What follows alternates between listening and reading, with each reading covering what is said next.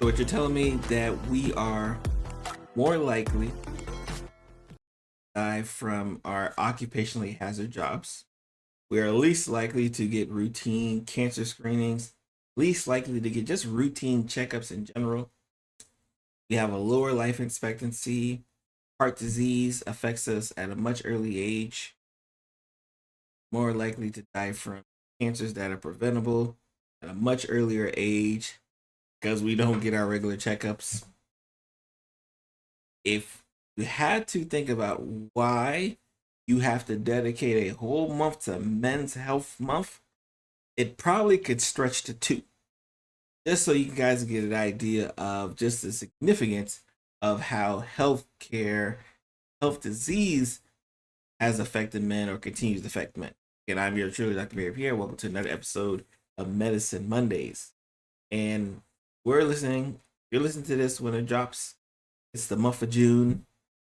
And one of those health observance items that come across happens to fall under Men's Health Month. So that's what we're talking about today.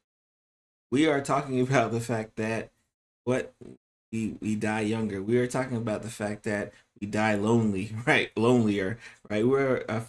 Talking about the fact that there's cancers that should be preventable seem to not be preventable because we won't get our routine checkups. We're going to talk about all of that today on our discussion. So I want to obviously start off.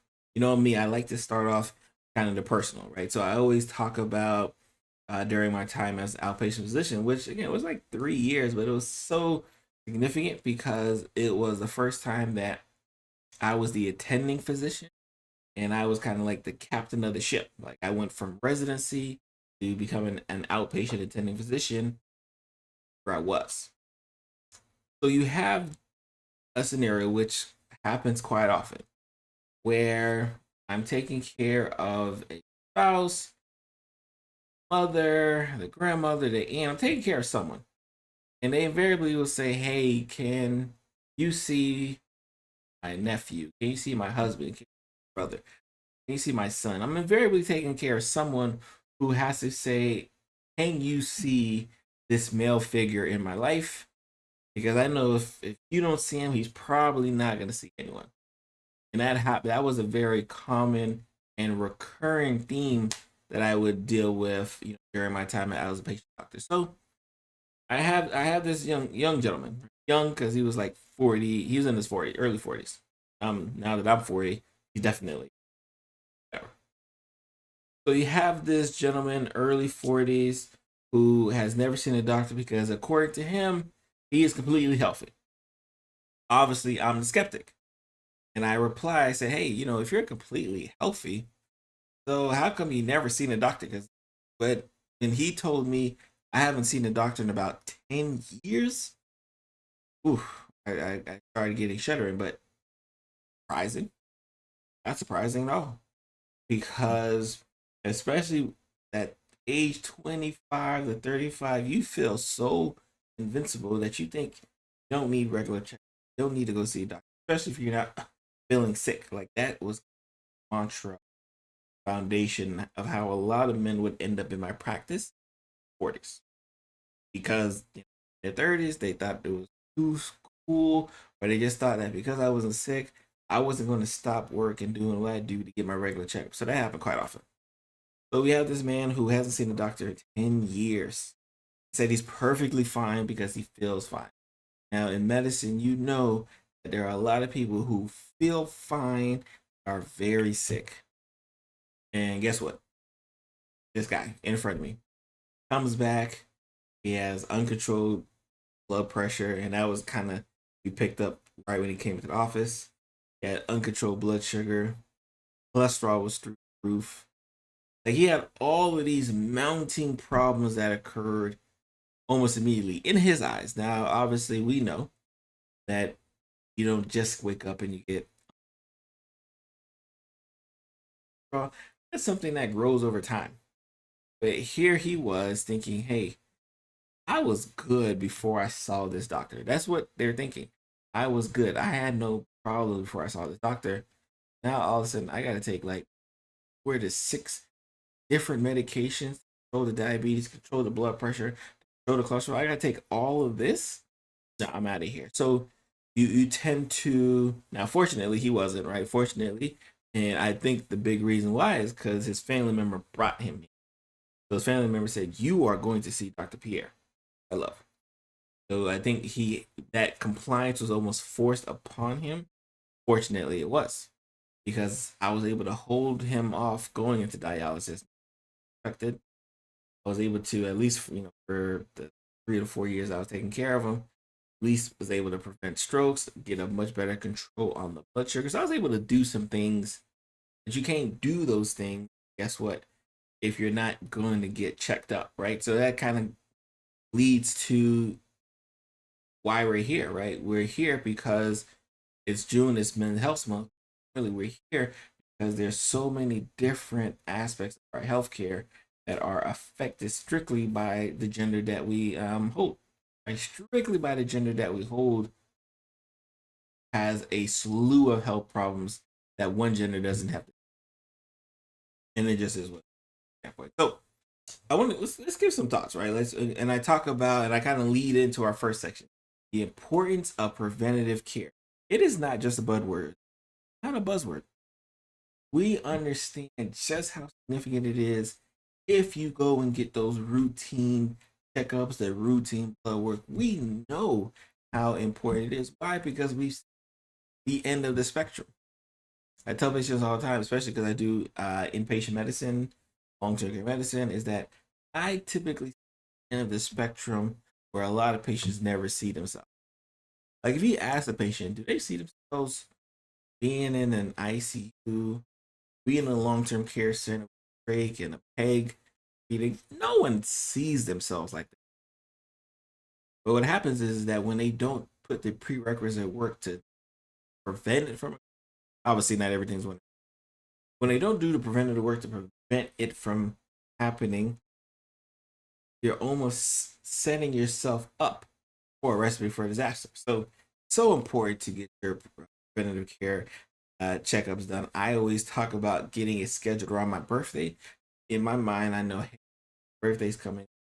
Hey, time to get that routine checkup. Right? So extremely important because if we can give you that one pill, Mr. Hypertensive patient, if I can just give you that one pill 10 years ago, you don't have a stroke today. If I could have gave you just one pill 10 years ago, you're not going on dialysis. Like that is how powerful making sure you're having adequate preventative care is. Because with adequate preventative care, guess what also happens? You also get your routine cancer screen. You also make sure your medications are on. You also make sure that members who may be affecting your healthy well-being more than you know. Right? So you do a lot of things. We talk about this aspect of preventative care, which I love to see. Again, routine checkups, screening tests, of course, obviously vaccinations. You know, I'm gonna say it right, especially younger, older, making sure you vaccinate that are required of you. Right, it's important. I want to stop there. I had to look in people's eye, and then one thing that doesn't get added to preventative care, but which should, is are you get? I got glasses. Are you getting your eyes checked? Are you getting your eyes checked yearly?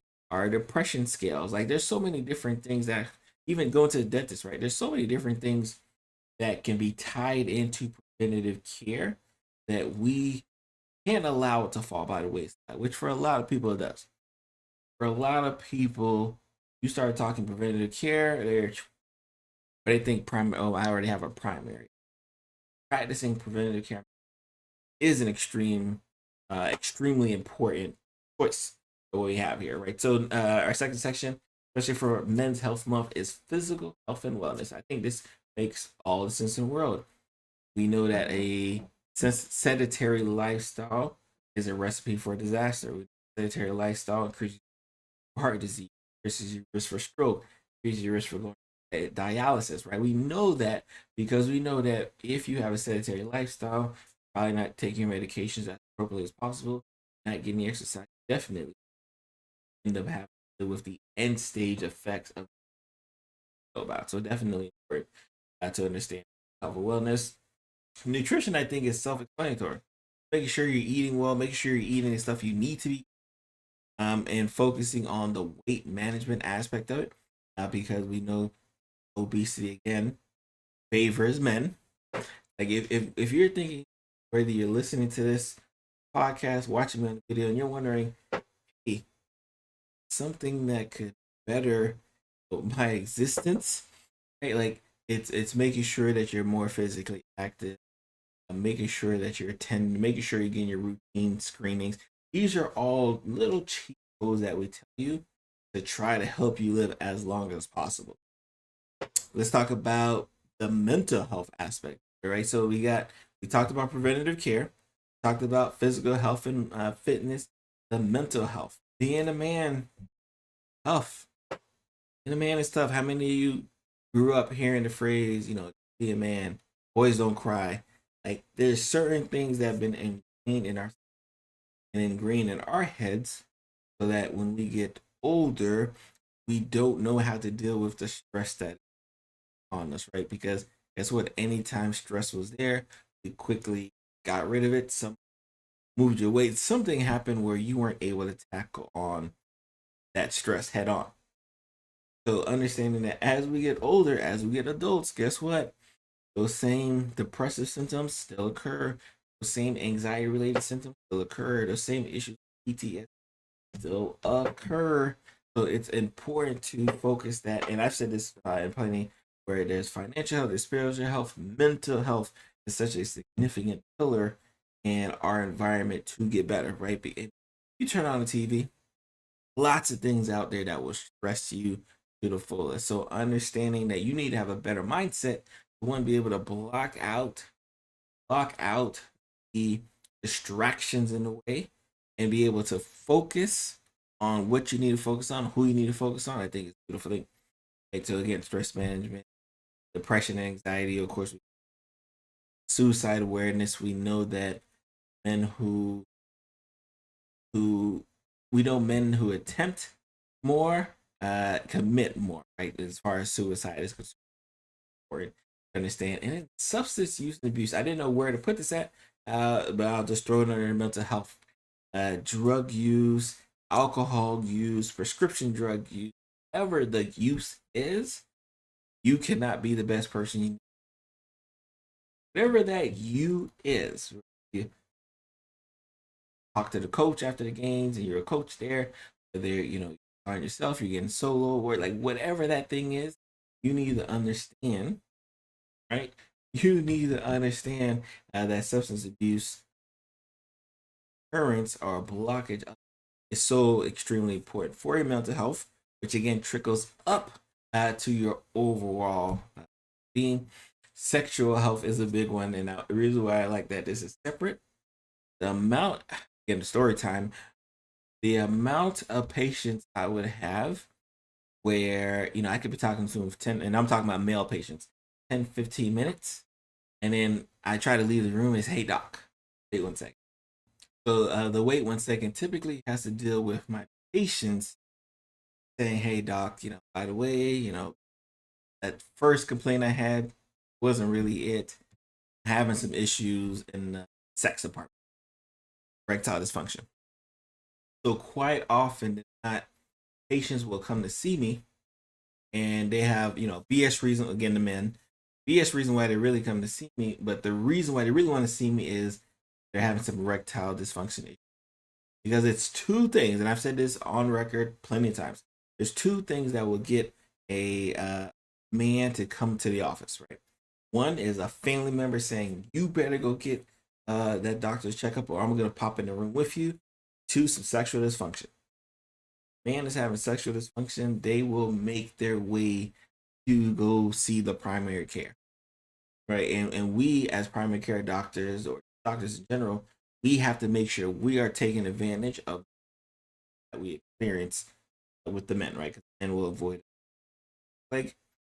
And then I think last but not least, I'm talking about healthy aging, whether it be heart health, bone health, or osteoarthritis, brain health. These are diseases, dementia, Alzheimer's disease, and then skin health in general. I'm not sure when the last time Anne has got their skin tested, but extremely important. Give me a second. perspective. Okay, perfect. So again, when we talk about men's health, understanding the different facets, but more importantly, understanding the importance of it, understanding that we are behind the eight ball on a lot of different diseases. We already are obesity, sexual health, life expectancy, cancer prevention. We're lost, like it's a whole bunch of L's on our counter. And it takes a month like this to kind of highlight and say, hey, we are talking about men's health month and it's going to be all about men's health month and making sure that we are deep diving, making sure we're getting our routine to make sure that we can outlive some folks out here, right? That's all I want. That's all I want to do, right? So my plan this month, and you're going to see a series of episodes kind of geared toward a lot of the different things that I kind of mentioned today, whether it be mental health, whether it's sexual health. You're going to have a lot of episodes focus on the men. So all month of June is all about the men. Stay tuned, forward it, share it to whoever needs to share it to. You guys be blessed. See you guys next week.